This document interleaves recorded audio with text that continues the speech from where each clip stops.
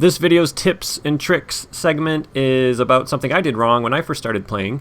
It's the unique symbol. So Arwen Undomiel has a unique symbol in front of her name. So does Steward of Gondor. This means you can only have one of these in play, and that is table-wide. So only one player can have a copy of Steward in play, only one player can be playing Arwen, and any other cards that have this unique symbol.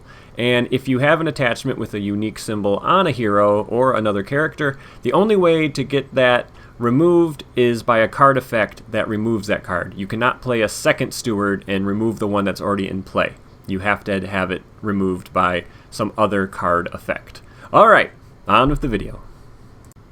Alright, let's go. We're going to be playing Flight from Moria. This is a dungeon crawler quest, and what that means is there's going to be a bunch of quest cards and you don't know which one you're going to get, and you have to fight your way through them to hopefully get out of the depths of Moria, and you don't know the order in which the quest cards are going to come out. It's very, very fun, and it's a very cool quest because the Balrog shows up and he's just a Nameless Fear in the staging area. He's going to keep getting more and more threat on him, making it harder to quest over, and then as you play you're going to hopefully figure out how to get out of Moria. I like this one a lot. It can go really fast, or it can be a real long game and you don't really know, and that makes it really replayable. So all of those quest cards there, those are stage 2s. So you give them a shuffle and you set them aside out of play. Then in the quest phase, after you've committed characters to the quest, you're going to reveal the top one of that deck. You're also going to have these Foe Beyond cards. You put one per player into the deck and give that deck a shuffle.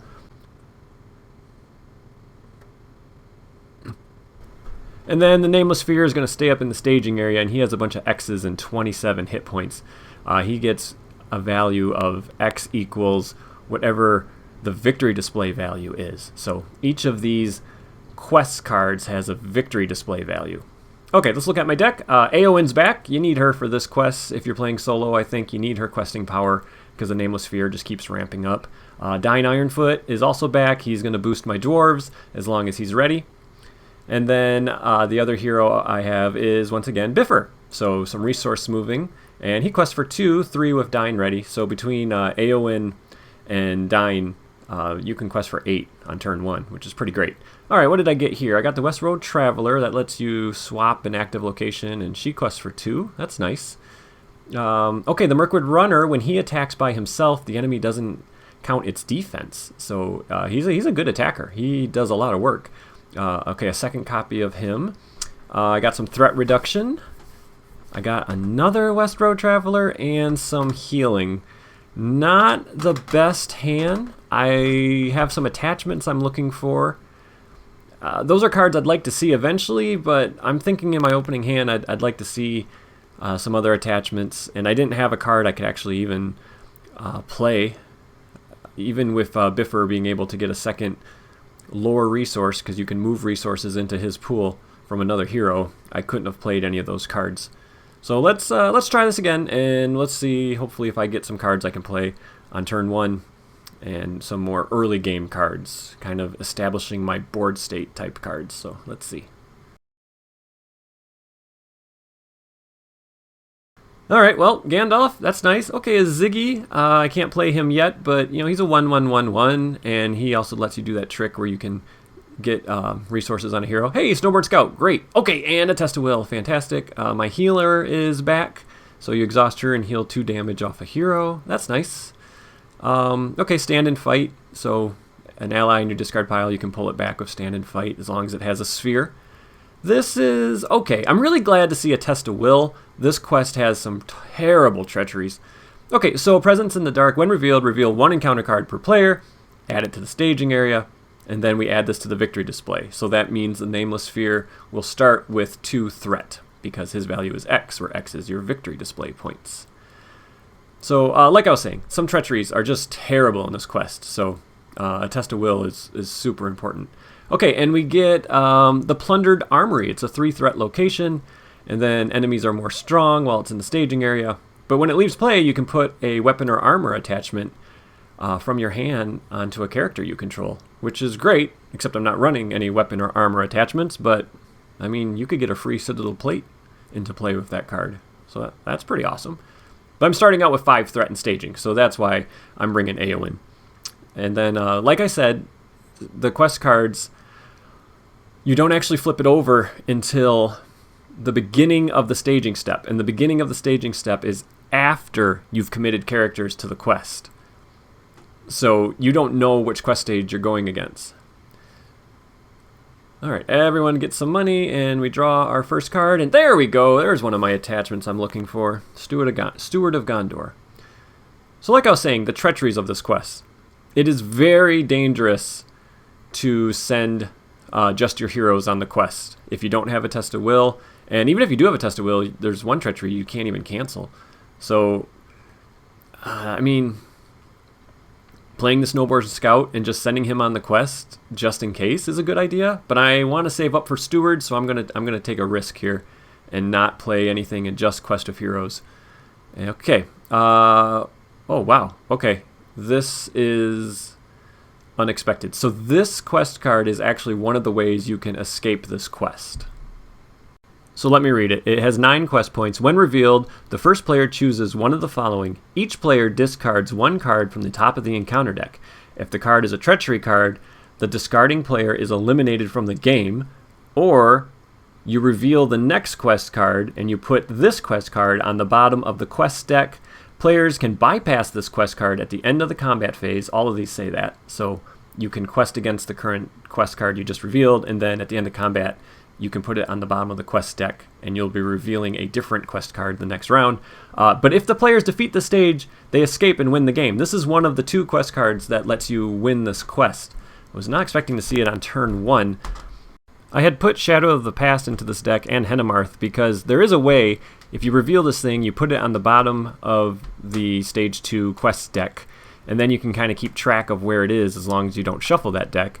And then you know when you're going to be revealing this stage, and you can use Shadow of the Past and Henemarth during the action window when you commit characters to the quest to take a peek at the top card and guarantee it's not a treachery by moving a card to the top of the deck with Shadow of the Past if you need to.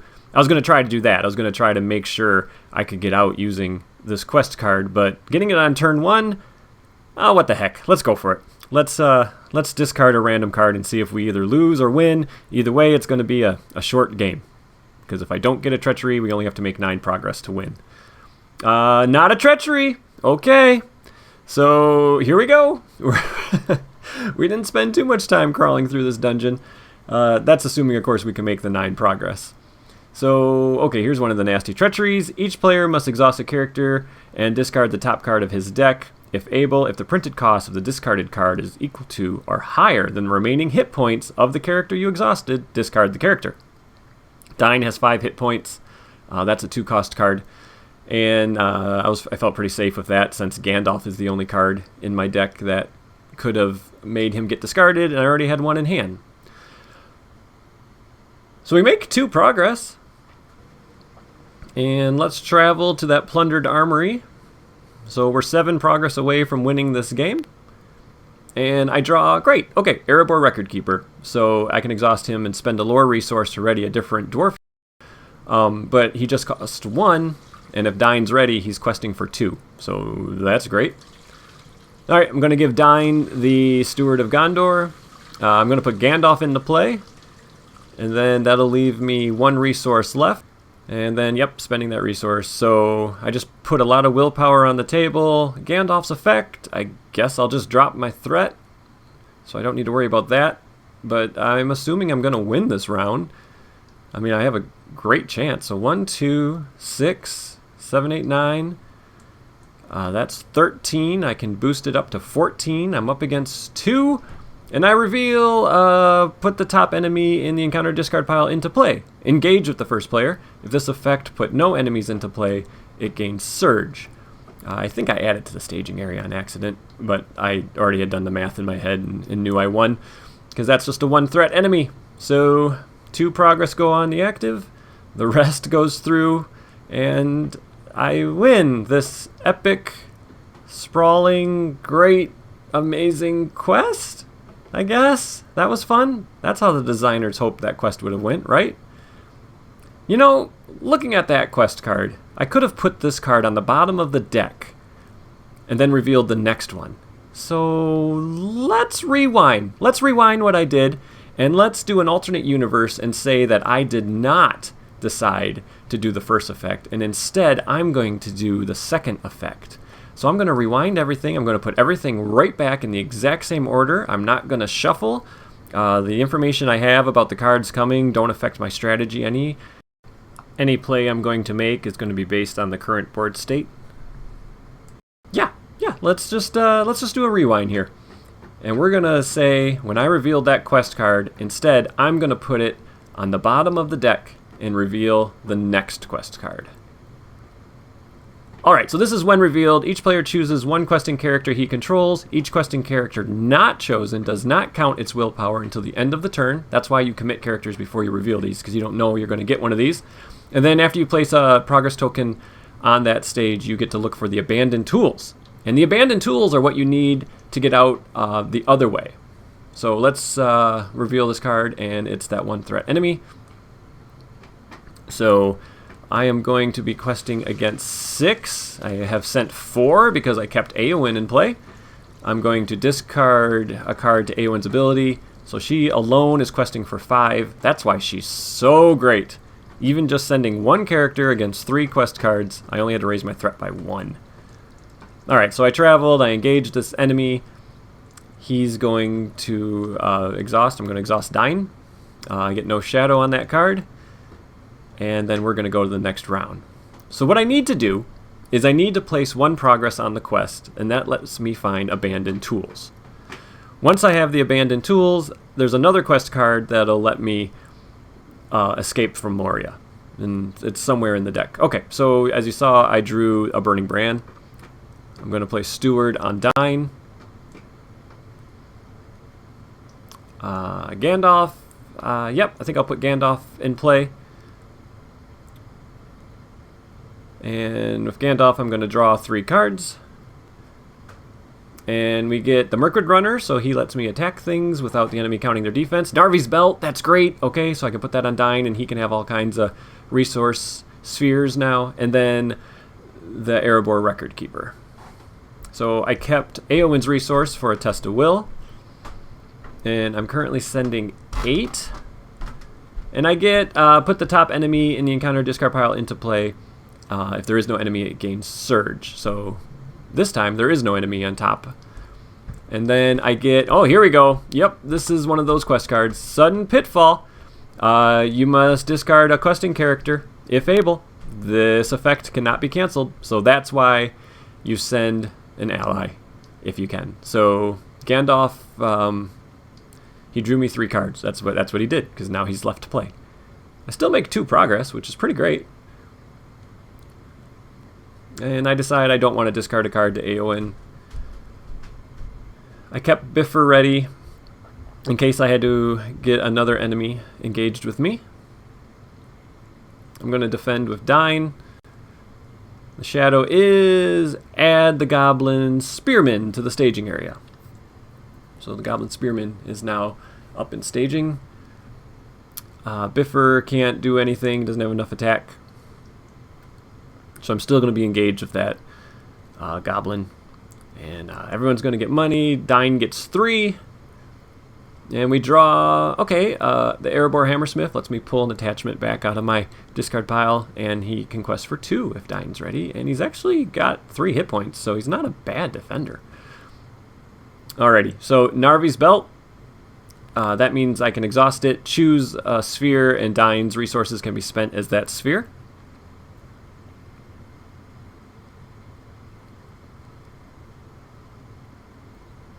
So I'm going to move Eowyn's resource over to Bifur. So he has 2, and then I'm going to exhaust the belt as a lore, and that gives me a total of 3 lore resources, and that lets me put in this Mirkwood Runner. So the Mirkwood Runner, when he attacks, you don't count the enemy's defense, and since that Goblin Orc thing I'm engaged with is a 2 defense, 2 hit point, the Mirkwood Runner can kill it. And a lot of the enemies have that stat line. 2 defense, 2 hit points. So if you're playing this quest, I would highly suggest putting the Mirkwood Runner into your deck. He can kill a lot of these enemies. Okay, so I'm up against 4. I sent Bifur and Eowyn. I'm just hoping I don't reveal that treachery again, and I don't. I reveal the first player attaches Shadow of Fear to one of his heroes. The attached hero cannot exhaust or ready, and his text box is blank. And you can pay 3 resources to get rid of it. I'm just going to cancel it. I don't want to deal with that. And then that actually let me place all the progress I needed onto this. So that means I get to find the abandoned tools. And I did add 1 victory point to the victory display, so the Nameless Fear is going to get 1 more threat on him. So I think you can see how this quest goes. You just keep clearing these quest cards, and the Nameless Fear just keeps getting more and more powerful. Hence, Eowyn. She is, in a solo deck against this quest, I think she's almost indispensable. Like, you need her. Being able to quest for 5 is just unbelievably important. Let's take a look at these abandoned tools. So tools, guarded, restricted. Exhaust a hero to claim this objective. If it has no encounters attached, then attach this to that exhausted hero. If it's detached, you add it back to the staging area. So guarded means you need to discard the top card. And if it's a treachery, you have to do the treachery. If it's a location, you attach it. If it's an enemy, you attach it. And you need to defeat the enemy or the location to unguard this card. And we get the Dreadful Gap, which has a when revealed, you have to immediately travel there. X progress, where X is the number of characters you control. That's fine, I would have traveled there anyway. So, okay, that Goblin Spearman is going to engage me, so now I'm engaged with 2 enemies. And I really don't want to defend with that Mirkwood Runner. I want to kill one of these enemies with that Mirkwood Runner. So I'm going to have to take one of these undefended, which is very, very risky with this quest. The Spearman, he gets boosted if he's undefended. So I don't want him attacking for 4 undefended. So I'm going to defend this guy. So he's attacking for 2. Dain's defending for 3. And no shadow. And it's that attachment treachery thing. So I'm glad to see that go away. This one's undefended. Attacking enemy gets plus X, where X is the number of players in the game. So it's the same card as the shadow. And so this guy's just attacking for 2. So I'll put that on Dain. And then the Mirkwood Runner, he's going to attack somebody, negating their defense. I'll get rid of that guy that's harder to defend. And then, yeah, we just advance to the next round. So I like this because I know the abandoned tools are really important. And hey, Ancient Matham, great. Okay, so Ancient Matham attached to a location. When that location's explored, draw 3 cards. That's great. Okay, so I have 3 resources worth of lore cards I want to play right now.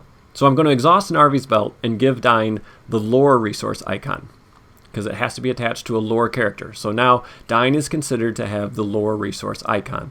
And so I can attach this to him. And then at the next phase, when he doesn't have the lore resource icon anymore, it's fine, because the Burning Brand only checked to make sure I was attaching it to a lore character. I don't need to continuously have a lore character.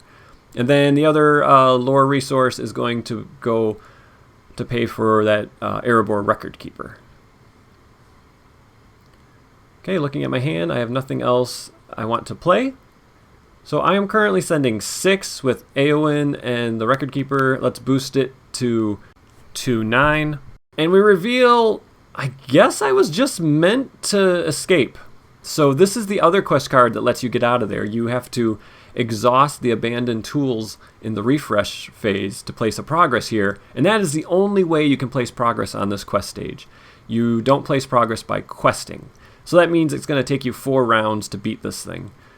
I'm kind of glad this happened, because now we'll leave the other quest cards as a mystery if you haven't played this before, and you can kind of enjoy the dungeon crawl aspect of this quest without me revealing them during this video. So we've shown the 2 ways you can escape this quest. This is the second way. So we have the abandoned tools and staging. We just need to get them, and then we can start placing progress on this quest. All right, let's reveal, and it's just a 1 threat location. X is the number of players in the game. So I'm not questing against much, but like I said, I can't place progress on the quest, only on the active location. But let's see, 5 characters, and I placed 5 progress, so that's great. The abandoned tools go into the staging area, and then Ancient Matham triggers, so I get to draw 3 cards. I get a sneak attack, okay. I get Gleowine, draws me a card, and then I got another copy of Narvi's Belt. Okay, so the dreadful gap that we just cleared, that has victory point. So that means the Balrog is now 6th threat. Alright, so after we get the threat on there, we're going to travel to the location. We're engaged with one enemy. We should be able to handle that, no problem. Dain's going to defend. He has a Burning Brand to cancel any shadow effects. If this attack is undefended, raise your threat. Okay, no problem. That's a really nasty treachery. I do not want to see that treachery come out. Okay, the Mirkwood Runner took care of that guy. And then now we're going to go into the refresh phase. So I raised my threat. Everybody readies. And then I'm going to exhaust Bifur and claim the abandoned tools, and you have to attach it to the hero you exhausted. Everyone's going to get their money. Let's draw a card. There's just so much ancient Matham lying around these mines. I'm just picking up all kinds of crap. Because I have the Erebor Hammersmith in hand, I can really do something cool. So I'm going to pay for that ancient Matham I just drew. And then I'm going to move a resource from Dain to Bifur. So Bifur has 2 lore resources, and he'll pay for that Erebor Hammersmith. Since I played him from my hand, I can pull back the topmost attachment from my discard pile, which is another ancient Matham. So I'm going to say Spirit with Narvi's Belt. And I'm going to put in that ancient Matham and a Sigil Miner with that. So some more questing on the table. And now if I clear that location, which is 1 whole progress, I get to draw 6 cards, which is absolutely insane. Alrighty, I'm up against 6th threat. Let's see, I'll send 1, 2, 3, 4, 5, 6, 7, 8. I want to make 1 progress. 9, 10. So 10 against 6. And, okay, yeah, so another 1 threat location. This quest is taking it easy on me. So I make 3 progress, but I only can place progress on the active location, because the only way you can place progress on this quest stage is with the abandoned tools. You're like mining your way out. Alright, 6 cards, here we go. We get another Sigil Miner. Get a Snowborn Scout. That's going to let us just clear that location. More Ancient Matham. The Son of Arnor, Erebor Record Keeper, and another Mirkwood Runner. So lots of allies, which is really great, because I'm just planning on growing my board state, just getting tons of allies out. There are treacheries that will immediately kill one of my heroes that cannot be canceled, so the goal here is to just get so many allies into play that even if I lose 1 or 2 heroes, I can still win. Okay, so refresh phase, everybody readied, and then Bifur's going to exhaust because he has the abandoned tools, and that lets me place 1 progress on the quest, bypassing the active location. So I got to do that 3 more times. So Bifur is basically now just, all he's doing the entire game is just exhausting in the refresh phase, and that happens after you've readied. So he'll always go into each round exhausted. Alrighty, Hendemarth River Song, great. I get to peek at my top card of the encounter deck. I'll play this Ancient Matham, I'll play Snowborn Scout. I'll immediately clear that location and draw 3 cards of Ancient Matham. Just pretty cool combo to pull off of the 1 threat location. And more allies. West Road Traveler, she quests for 2. Some healing. And another Erebor Hammersmith, so I could even pull back more Ancient Matham if I wanted. Yep, so let's put that Hendemarth River Song into play, and then he'll peek at the top card of the encounter deck so I know what I'm going to be up against each round. And we're going to be up against remove all progress from the quests and active location. If it removed no progress, it gains Surge. So that stinks. It's basically slowing us down a round. Alright, exhausting Narvi's Belt. I'm going to call Spirit, and I'll put in a West Road Traveler so she can quest for 2. And that's it for resources. Time to commit to the quests. I know what I'm up against, so I'll just send 6. We'll remove that progress. We'll go into the refresh phase. Everybody readies. And then during the action window, I will exhaust Bifur, and he'll just put that 1 progress right back. So I'm not even going to remove it off. Okay, we'll go to the next round.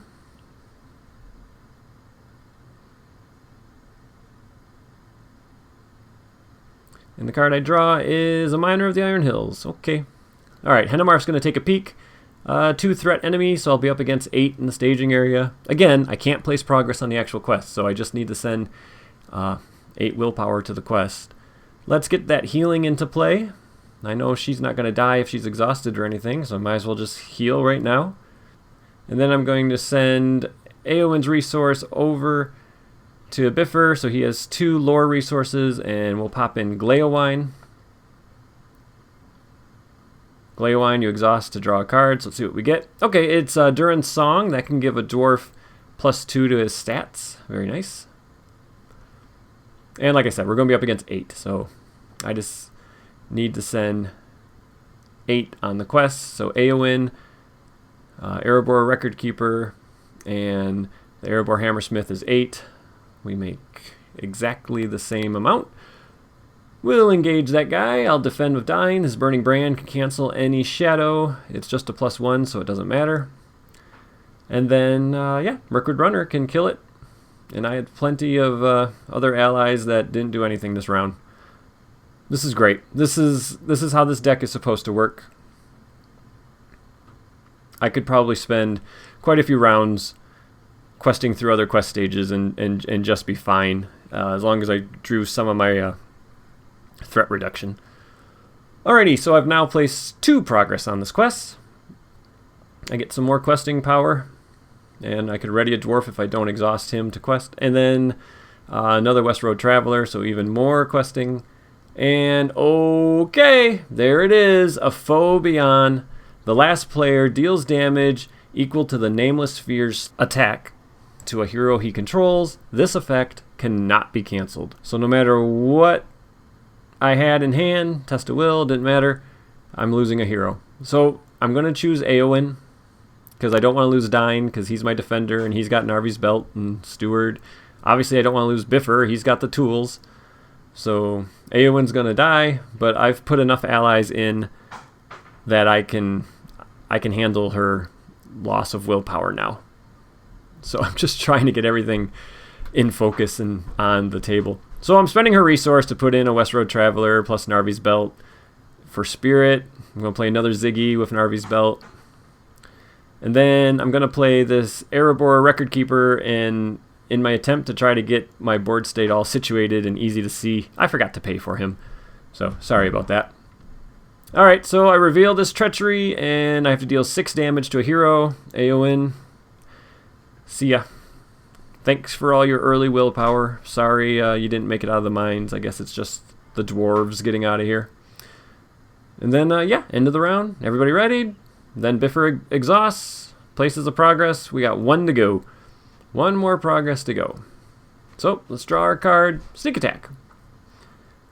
And then we're going to look up Henemarth, and it's a 2 threat enemy. So, all I got to do is quest for 8, and then defend that guy. And then in the refresh phase, we will win. So, the 2 Record Keepers and the 2 Travelers quest for 8. There we go. Engage the guy, deal him a shadow. I'm defending with a Burning Brand. So, nothing to worry about here. Oh my god! Okay, so that's the treachery that would have made me have to shuffle in the quest stage. And I basically would have been starting over, trying to get out of here. Whew, that was close. That was 1 away. Okay, that was really close. Mirkwood Runner finishes him off. We go into the refresh phase. Everybody readies. Bifur's going to exhaust. And then we're going to place the 4th progress on this quest stage and win. Oh my god, can you imagine if I had revealed that treachery? It would have basically been starting over with this board state, but this game could have went for another 20 minutes.